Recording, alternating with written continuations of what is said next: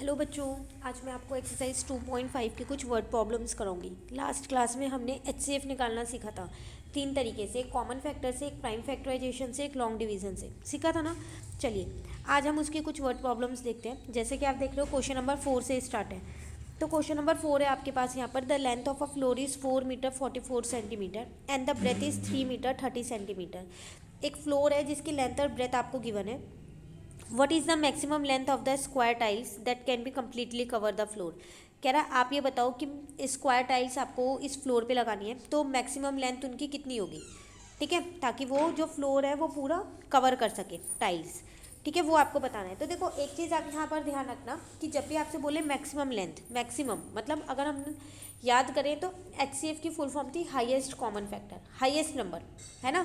तो यहाँ भी आपसे वही कह रहा है कि बताओ मैक्सिमम लेंथ कितनी होनी चाहिए कि स्क्वायर टाइल की, कि वो फ्लोर पूरा कवर हो जाए जब हम वो टाइल्स लगाएं। तो आप क्या करोगे, इसमें एचसीएफ निकाल दोगे। अब कैसे निकालोगे वो देखो।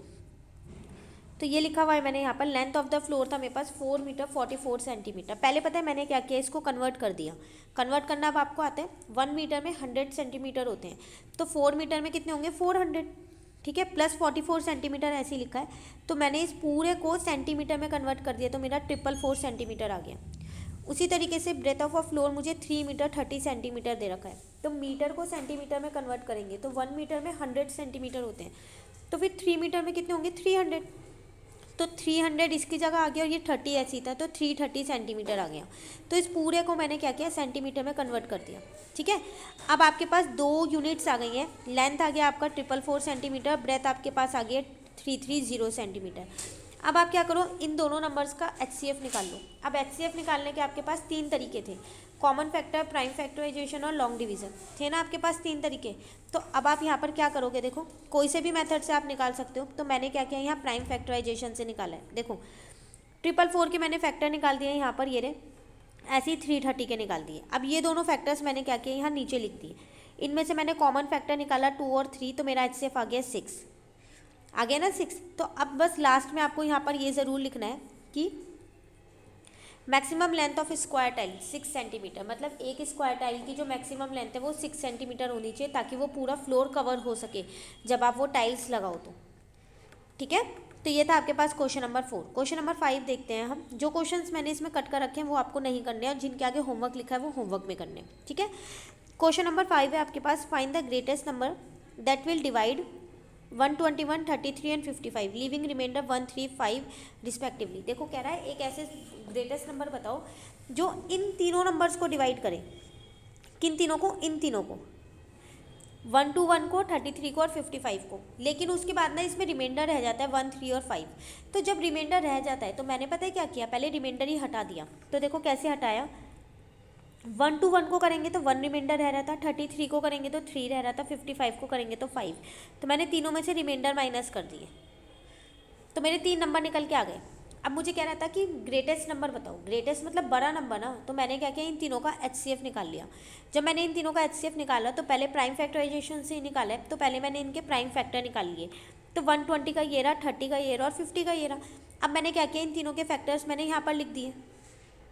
ठीक है, उसके बाद मैंने यहाँ से कॉमन फैक्टर्स लिए, तो इसमें 2 और 5 कॉमन था मेरे पास, इसमें भी 2 और 5 था, इसमें भी 2 और 5 था। तो 2 × 5, तो एचसीएफ आ गया मेरा 10 आ गया। ठीक है, तो इसका मतलब वो ग्रेटेस्ट नंबर क्या होगा 10। तो वो नंबर है जो इन तीनों को डिवाइड करेगा। तो आप देख लो अब एक बारी, 120, 30 और 50 तीनों 10 की टेबल से डिवाइड हो रहे हैं। और अगर आप 121 को 10 से डिवाइड करो भी तो 10 1 जा तो 10 आएगा, 21 आएगा यहाँ पर, और 10 2 जा 20 आएगा। तो 1 बच रहा है ना, देखो वो कह रहा था ना लिविंग रिमाइंडर, तो बच रहा है यहाँ पर भी 1। ऐसे ही जब आप 33 को डिवाइड करोगे 10 से तो 3 बचेगा, और 55 को डिवाइड करोगे तो 5 बचेगा। ठीक है, तो आपको ग्रेटेस्ट नंबर निकालना था, तो इसका मतलब आपको उसमें एचसीएफ निकाल के उसका ग्रेटेस्ट नंबर निकालना है। ठीक है, चलिए नेक्स्ट क्वेश्चन देखते हैं। क्वेश्चन नंबर 6 नहीं करना, क्वेश्चन नंबर 7 और 8 मैं आपको करा रही हूँ, बाकी आपके होमवर्क में है। सेम क्वेश्चन है, क्वेश्चन नंबर 7 में भी यही कह रहा है, a shopkeeper has 84 maths book and 154 science book. एक शॉपकीपर है जिसके पास 84 मैथ्स की बुक है और 154 साइंस की बुक है। ठीक है, she wants to put them in a small packet each containing the same number of books. तो वो सोच रहा है कि इन बुक्स को ना छोटे छोटे पैकेट्स में रख दें, पर हर पैकेट में ना नंबर ऑफ बुक्स सेम होनी चाहिए। तो what is the greatest number of books that can B put in each packet. तो फिर ये पता तो होना चाहिए कि एक पैकेट में कितनी बुक्स आएंगी, उसी हिसाब से तो हम पैकेट्स को अरेंज कर पाएंगे। अगर हमारी एक पैकेट में 5 बुक्स आएंगी तो उस हिसाब से पैकेट्स को अरेंज करेंगे। 10 पैकेट्स लेंगे तो 50 बुक्स आ जाएंगी। ठीक है, तो आपको ये बताना है कि एक पैकेट में कितनी बुक्स आ सकती हैं, मैक्सिमम कितनी बुक्स आ पाएंगी उसके अंदर, ग्रेटेस्ट। ठीक है, तो अब आप क्या करने वाले हो, अब आपको वर्ड मिल गया, ग्रेटेस्ट नंबर ऑफ बुक्स आपको निकालना है। तो इसका मतलब आप क्या करोगे, 84 और 154 का HCF ले लोगे। ठीक है, तो उनका HCF निकालोगे आप। तो सेम वही मैंने भी यहाँ किया है, तो मैंने यहाँ पर इन दोनों का HCF निकाल दिया, कॉमन फैक्टर लिया, मेरा HCF आ गया यहाँ पर 14। इसका मतलब एक पैकेट के अंदर आप 14 बुक्स को रख पाओगे। ठीक है, तो अब वो जो शॉपकीपर है उसी हिसाब से पैकेट्स को परचेज करेगा कि एक पैकेट में 14 बुक्स आ रही हैं, उसकी जितनी भी टोटल बुक्स है उसके अकॉर्डिंग वो पैकेट्स को परचेज कर लेगा। ठीक है, चलिए लास्ट क्वेश्चन और देख लेते हैं, क्वेश्चन नंबर 8, वो भी सेम यही है। कह रहा है there are 45 cars, 81 scooters and 42 bikes in a parking lot. If they arrange in equal number of rows find the number of vehicles in each row. कह रहा है एक पार्किंग है जिसमें 45 कार्स, 81 स्कूटर और 42 बाइक्स खड़ी होती हैं वहाँ पर। ठीक है, अब वो ऐसे अरेंज होती है कि इक्वल नंबर ऑफ रो आप समझते हो ऐसे लगाना, रो का मतलब होता है ऐसे। एक सेकेंड, अब आपको ये बतानी है कि आप मुझे बताओ कि एक रो में कितने व्हीकल खड़े होंगे।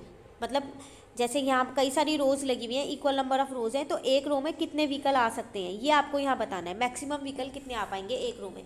आपने देखा होगा कई जगह पार्किंग होती है, जैसे मॉल्स वगैरह में होती है। ठीक है, आप कहीं पर भी जाते हो तो वहाँ पर नीचे पार्किंग का सिस्टम होता है, तो वो भी रो में खड़ा करते हैं, है ना, एक के पीछे एक गाड़ी होती है, ऐसे होता है ना, अरेंज होती है। तो वो देखना है आपको कि एक रो में आप कितने व्हीकल्स लगा सकते हो, तो मैक्सिमम बताने हैं। तो आप क्या करने वाले हो यहाँ पर 45, 81 और 42 का HCF लेने वाले हो। ठीक है, ये रहे, मैंने तीनों का लिया, देन तीनों के फैक्टर्स नीचे लिख के कॉमन फैक्टर लिया, तो इस बार मेरा सिर्फ 3 आया कॉमन फैक्टर, तो मैंने कॉमन फैक्टर 3 लिख दिया, तो फिर मेरा HCF भी 3 आएगा। तो maximum number of vehicle in each row, तो मतलब एक रो में सिर्फ 3 ही व्हीकल खड़े हो पाएंगे। तो अब जिसकी भी वो पार्किंग होगी वो उसके अकॉर्डिंग नंबर ऑफ रो बनाएगा कि एक रो में 3 व्हीकल्स हैं। ठीक है, तो ये था आपके पास क्वेश्चन नंबर 8। इसी के साथ मैंने आपकी एक्सरसाइज आज कंप्लीट कर दी है। जो क्वेश्चंस मैंने होमवर्क में लिखे हैं वो आपको होमवर्क में करने हैं। जैसा कि मैं आपको बता दूं 3 ही क्वेश्चन है, क्वेश्चन नंबर 9, 10 और 12 करना है आपको होमवर्क में। ठीक है, नेक्स्ट एक्सरसाइज नेक्स्ट क्लास में करेंगे। Thank you.